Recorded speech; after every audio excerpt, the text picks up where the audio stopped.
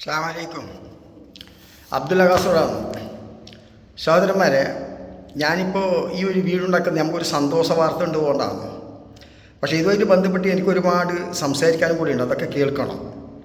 കാരണം നിങ്ങൾ നല്ല അഭിപ്രായങ്ങൾ രേഖപ്പെടുത്തണം. എല്ലാവരും സബ്സ്ക്രൈബ് ചെയ്യുക, ലൈക്ക് ചെയ്യുക. അപ്പം ഞാനിത് ആദ്യമായിട്ട് നിങ്ങൾക്ക് ഒരു വാർത്ത വായിക്കാൻ ഇന്ന് ആഗ്രഹിക്കുന്നത്. അതായത് ബോംബെ കോളേജിലെ ഹിജാബ് വിലക്ക് തടഞ്ഞു സുപ്രീം കോടതി. അതായത് മുംബൈയിലെ സ്വകാര്യ കോളേജിൽ ഹിജാബിനും തൊപ്പിക്കും ബാഡ്ജിനും മറ്റും ഏർപ്പെടുത്തിയ വിലക്ക് തടഞ്ഞു സുപ്രീം കോടതി. വിലക്ക് ശരിവച്ച ബോംബെ ഹൈക്കോടതി ഉത്തരവിനെതിരെ NG Acharya and TK Marathe കോളേജിലെ മുസ്ലിം വിദ്യാർത്ഥികൾ നൽകിയ ഹർജി പരിഗണിച്ചാണ് ജസ്റ്റിസ് സഞ്ജീവ് ഖന്ന അധ്യക്ഷനായ ബെഞ്ച് നടപടി സ്റ്റേ ചെയ്തത്. വിദ്യാർത്ഥികളുടെ മതം അറിയാതിരിക്കാനാണ് ഹിജാബിനും മറ്റും വിലക്കേർപ്പെടുത്തുന്ന കോളേജ് അധികൃതരുടെ വാദത്തെ സുപ്രീം കോടതി വിമർശിച്ചു. എന്ത് ഉത്തരവാണിത്? കുട്ടികൾ കുറി തൊട്ട് വരാൻ പാടില്ലെന്ന് നിങ്ങൾ പറയുമോ? പേരുകളിൽ നിന്ന് തന്നെ മതം വ്യക്തമാകില്ലേ? അതേ പേരുകൾ ഒഴിവാക്കി കുട്ടികൾക്ക് നിങ്ങൾ നമ്പറുകൾ നൽകുമോ? കുട്ടികൾ ഒരുമിച്ച് പഠിക്കട്ടെ. ജസ്റ്റിസ് സഞ്ജീവ് ഖന്ന നിരീക്ഷിച്ചു. 2008 മുതൽ പ്രവർത്തിക്കുന്ന കോളേജിൽ ഈ അടുത്ത കാലത്ത് മാത്രമാണ് ഇത്തരം ഉത്തരവിറക്കാൻ കാരണം എന്താണെന്ന് ബെഞ്ചിൽ അംഗമായ ജസ്റ്റിസ് സഞ്ജീവ് കുമാർ ആരാഞ്ഞു.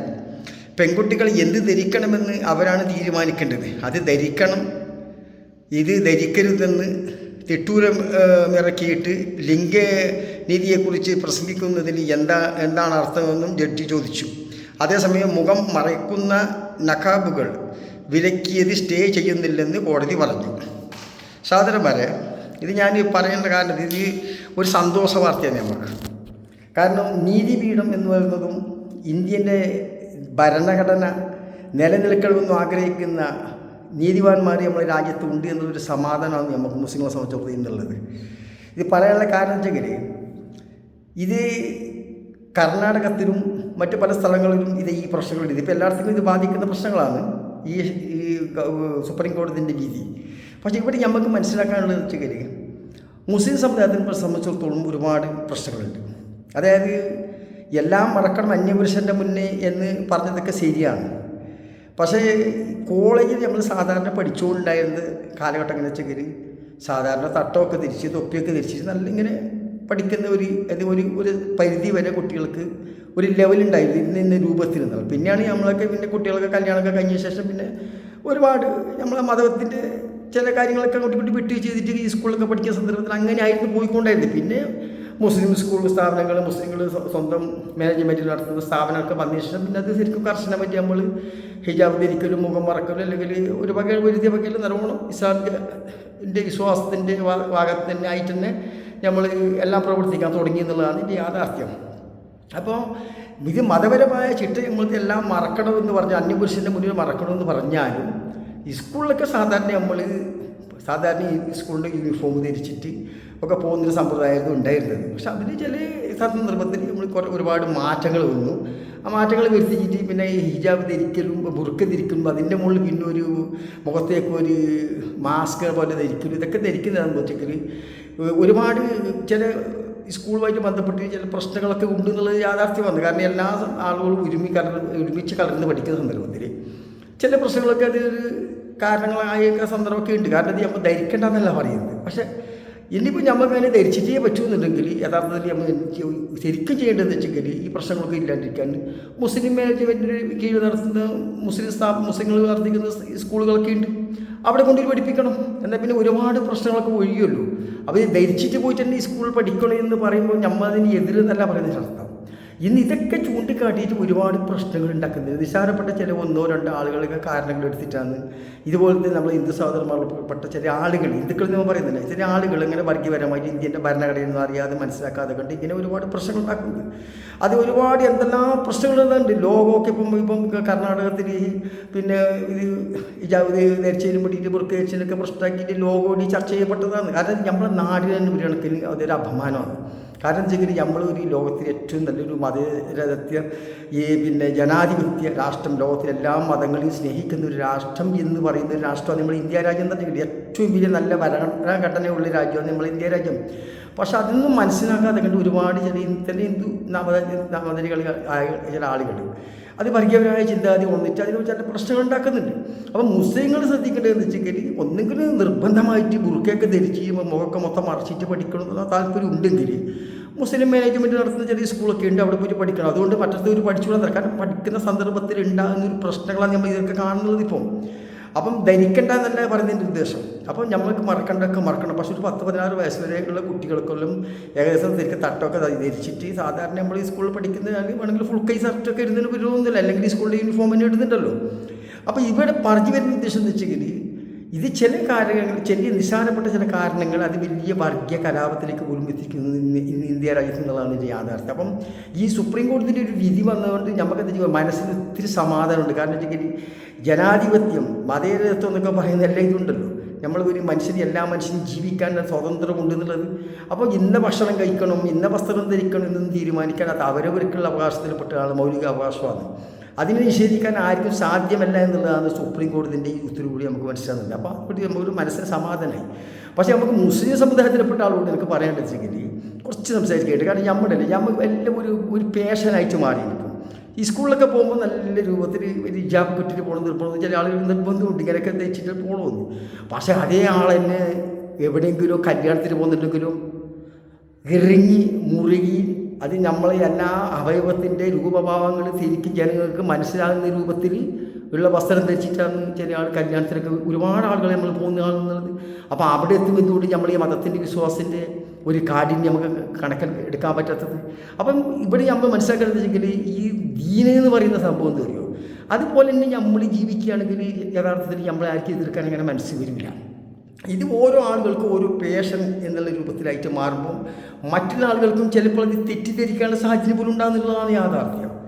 നമ്മൾ തന്നെ അള്ളാഹുവിൻ്റെ റസൂൽ നമ്മളോട് പറഞ്ഞതെന്ന്, നിങ്ങൾ ഈ ദീന എന്ന് പറയുന്നത് ഞാൻ നിങ്ങൾക്ക് കാണിച്ചു തന്നു, അത് പ്രാവർത്തികമായിട്ട് തന്നെ കാണിച്ചു തന്നു, വെറും എഴുതിയിട്ടല്ല, അല്ലെങ്കിൽ നാവുകൊണ്ട് പറഞ്ഞിട്ടല്ല. പ്രവാചകന് എല്ലാ ജീവിത ശൈലിയും, രാഷ്ട്രീയവും മതവും ജീവിതവും കുടുംബവും കൊടുക്കലും വാങ്ങലും പിന്നെ ആക്രമിക്കലും ആക്രമിക്കാതിരിക്കുന്നതും എങ്ങനെ ഒരു മനുഷ്യനായി ജനിച്ചവർ മനുഷ്യനായി മരിക്കണമെന്ന് അള്ളാഹുവിൻ്റെ റസൂൽ ശരിക്കും കാണിച്ചു തന്നതാണ് യാഥാർത്ഥ്യം. പക്ഷേ മുസ്ലിങ്ങളെ സംബന്ധിച്ചിടത്തോളം മുസ്ലിങ്ങൾ ചെയ്യുന്നത് എന്ത്, നമ്മളെ ദീൻ അള്ളാഹുവിൻ്റെ റസൂൽ പറഞ്ഞതാണ്, ഖുർആനിലും ഹദീസിലും ഉണ്ടെന്ന് പറഞ്ഞൊന്നും പോരാ. ദീൻ എന്തെന്ന് ശരിക്കും അറിയണമെങ്കിൽ അതേ മുസ്ലിമിൻ്റെ ആ ജീവിതത്തിൻ്റെ ശൈലിയിൽ തന്നെ, മുസ്ലിംസിൻ്റെ പ്രവർത്തനത്തിലും അതേ സ്വഭാവത്തിലും അതേ ഭംഗിയിൽ തന്നെ ജീവിക്കുമ്പോഴേ ഇസ്ലാം എന്തെന്ന് മറ്റുള്ളവർക്ക് അറിയുന്നു. അല്ലാണ്ട് നമ്മൾ ഖുർആനിലുണ്ടെന്ന് പറഞ്ഞുകൊണ്ടൊന്നും നടക്കൂല കാര്യമാണ്.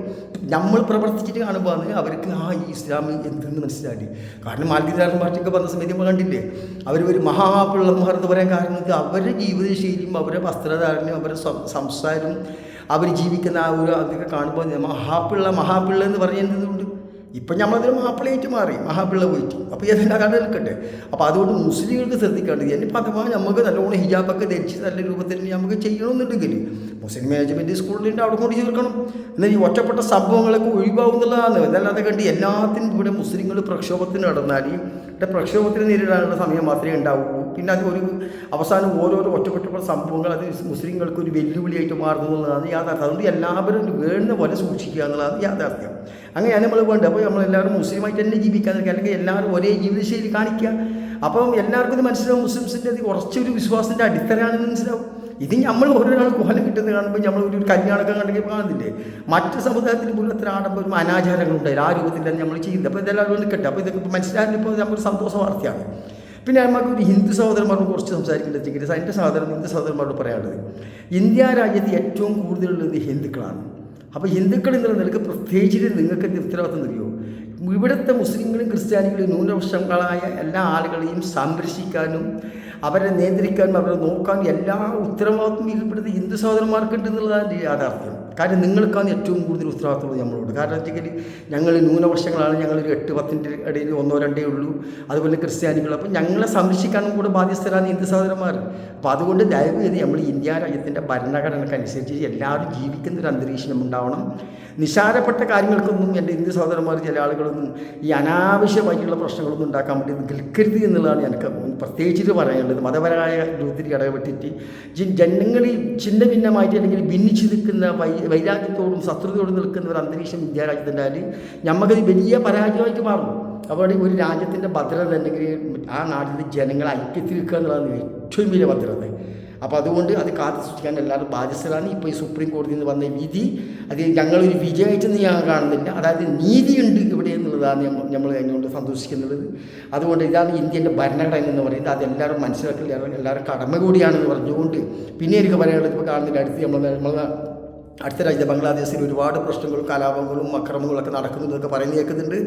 അതിൽ നിന്ന് മുസ്ലിങ്ങൾ ഇവിടുത്തെ ഹിന്ദു സഹോദരന്മാരായി പ്രകോപിതരൊന്നും ആവരുത്, അതിനെപ്പറ്റി ചർച്ച ചെയ്ത് ചില ഭാഗത്തൊക്കെ ചിലർക്ക് ചർച്ച ചെയ്യലുണ്ട്. അതിൻ്റെ ആവശ്യം ഇവിടെ ഇല്ല, ഇന്ത്യയിലില്ല. അത് നമ്മളെ രാജ്യമല്ല, അത് മറ്റേ രാജ്യമാണ്. പക്ഷേ ഇന്ത്യ രാജ്യമാണ് ബംഗ്ലാദേശിൽ ഉണ്ടാക്കി കൊടുത്തിരുന്നത്. അതുകൊണ്ട് ഇന്ത്യൻ ഗവൺമെൻറ്റിന് ശക്തമായിട്ട് ബംഗ്ലാദേശിൽ ഇടപെടാനുള്ള അവകാശമുണ്ട്.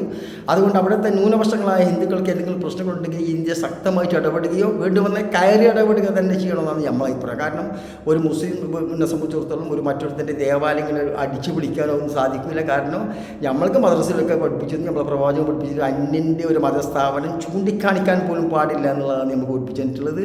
അതുകൊണ്ട് ഒരു ദേവാലയം ആക്രമിക്കപ്പെടുന്നത് നമ്മുടെ ഇന്ത്യയിലത്തെ മുസ്ലിങ്ങൾ ഇഷ്ടപ്പെടുന്നില്ല. അതുകൊണ്ട് ഇന്ത്യയിലുള്ള ഹിന്ദു സഹോദരന്മാരും പ്രകോപിതമായിട്ടുള്ള അവരെ ചൂണ്ടിക്കാണിച്ചുകൊണ്ട് ഇന്ത്യ ഗവൺമെൻറ് ബംഗ്ലാദേശിൽ ശക്തമായ മുന്നറിയിപ്പും കൊടുക്കുകയും ചെയ്യണം. വീണ്ടും വന്നാൽ കയറി നിയന്ത്രിക്കണം എന്നുള്ളതാണ് നമ്മൾ ഇന്ത്യയിലത്തെ മുസ്ലിങ്ങൾ ആഗ്രഹിക്കുന്നത്. അങ്ങനെയാണ് അവർക്കായിരിക്കും നമ്മളിവിടെയുള്ളവരൊന്നും സപ്പോർട്ടും ചെയ്തില്ല, അവർ ചെയ്യുന്ന ചെയ്ത് നമുക്ക് പറയാനും പറ്റില്ല. അപ്പോൾ ഏതായാലും നമ്മൾ ഈ സുപ്രീം കോടതിയിൽ ഇങ്ങനെ വിധി ഉണ്ടായിട്ട് ഒരു മനസ്സിലൊരു ആഴത്തിലുള്ള ഒരു സന്തോഷമുള്ളതുകൊണ്ട് മാത്രമേ ഈ ഒരു വീഡിയോ ഉണ്ടാക്കുന്നത്. ഇത് എല്ലാവരും കരുതിയിരിക്കേണ്ടത് ആവശ്യമാണ്. എല്ലാവരും അവരവരുടെ മതത്തിനനുസരിച്ച് ജീവിക്കുകയും നമ്മളെ രാജ്യത്തിൻ്റെ ഭദ്രത കാത്തു സൂക്ഷിക്കുകയും ഐക്യത്തോട് ജീവിക്കുകയും ചെയ്യണമെന്നും ആഹ്വാനം ചെയ്തുകൊണ്ട് പറഞ്ഞുകൊണ്ട് സന്തോഷ വാർത്തകൾ അറിയിച്ചുകൊണ്ട് എൻ്റെ തെറ്റുകുറ്റങ്ങൾ ക്ഷമിക്കണം. അടുത്ത വീട്ടിൽ കാണുന്നവർക്ക് എല്ലാവർക്കും ജയ് ഹിന്ദ്, ജയ് ഭാരത്.